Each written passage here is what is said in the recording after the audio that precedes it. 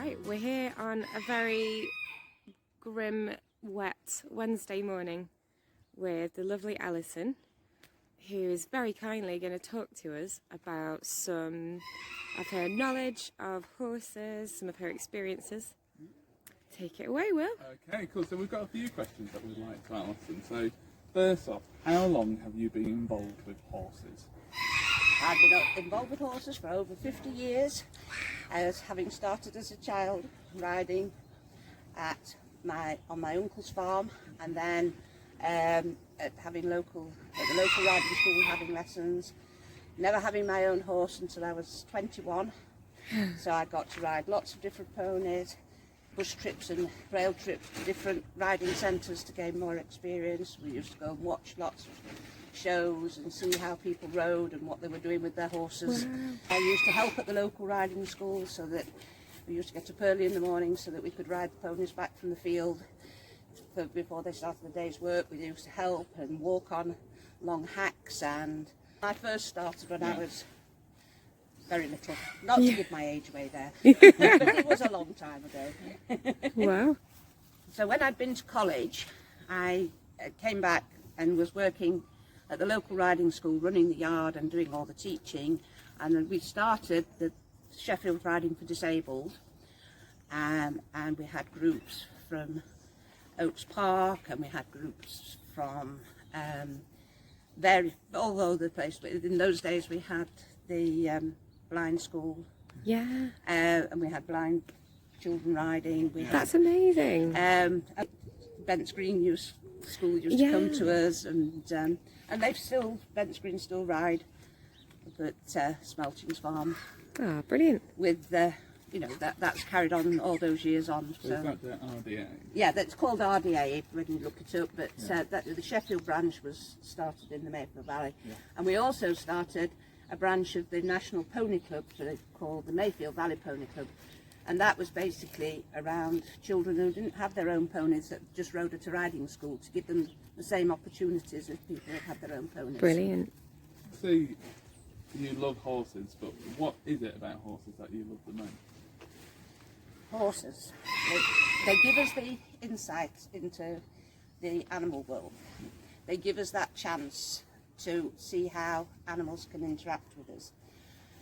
Because they've been domesticated for such a long time, as we say, one of the sayings is that our country was built on their backs, because they gave us transport, they gave us the work tools to be able to look after the farmland, they built the forest. So because of that, they've interacted with man, we've bred them and domesticated them to suit us. And so they have that sense you can be with them and share with them, because I've done a lot of what we call endurance riding, so I have spent many hours and gone over many terrains with horses, so I've seen how they'll work with you. So if the going gets a bit tough, they'll stop and they'll show you if the going's not good underneath the feet, and you can work with them to show them how to do things. So I've ridden all over the country, because we've competed from down on Exmoor, the South Downs, all the way up to the Highlands of Scotland. The open moorland is my favourite. How do you feel when you're horse riding, Alison? It's that sense of freedom. Yeah. You can cover the ground, you can look out, you can see, wildlife doesn't run away from you. Yes. And obviously, unless you ride unresponsibly, of course, you see things that you would never normally see. And it's the movement underneath you. It's not necessarily, yes, it's nice to go faster, but that's not necessarily, the speed element isn't necessarily. So can you tell us about your horse, Alison? Yeah, by Freya. I had her from the foal. I was the first person she ever saw on the day she was born. And she was bred from a mare that belonged to a very good friend of mine. And when Freya was 6 months old, this friend of mine sadly died, and her husband gave me Freya as a gift. Wow. And then she came to live at Werner when she was 4 years old, and her mother was a thoroughbred who had been bred for racing, Her father was a Welsh cob stallion who'd won many big shows. He was very well known, and he also bred some event horses and various things like that. And she was bred to go endurance riding, which is what we did with her mother. But because of circumstances of I was caring for people, and so therefore I hadn't got the time. So she only ever did a few pleasure rides. So we've mainly used her for hacking. I did some local dressage competitions on her, which Freya wasn't very enamoured about doing dressage. She much preferred the freedom of the open road. But we did quite a bit of horse agility, and she did win a couple of competitions doing that. Wow. I mean, she was the most beautiful rider, and the few people that were privileged to ride her, she was one of those special horses. And I've had and dealt with hundreds of horses, but she was a special horse, and that, I'm not just saying it because it was my own horse. No. But while she was here, she'd done various displays at farm fairs. She'd had lots of people come in and pat her, and she'd posed for lots of pictures for people, and she'd been patient with lots of people to go and stroke, and we've used her for instruction with when we had veterinary students and when we had vet nurses. Freya has modelled for various things. Well, that's very well behaved. So it's a bright, yes, I mean, she has, hasn't she? She's done all sorts of things. Yeah. So that was Freya, and Lovely. Sadly we lost her last week. Yeah, really sad news, Alison.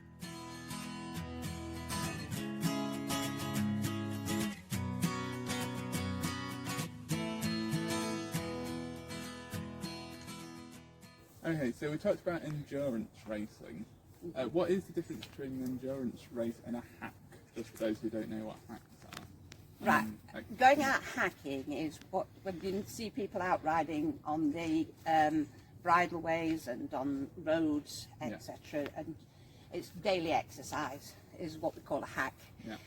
Endurance riding ranges from pleasure rides of 10 to 20 miles, which people average about 5 miles an hour on, which is a bit faster than normal hacking. Yeah. And then it goes up through different lengths of rides up to 100 miles in a day. Wow. And some of these can be race rides. So Freya's mother won a 100-mile in a day ride. And, oh my goodness. This is why we say she was bred for the endurance. Yeah.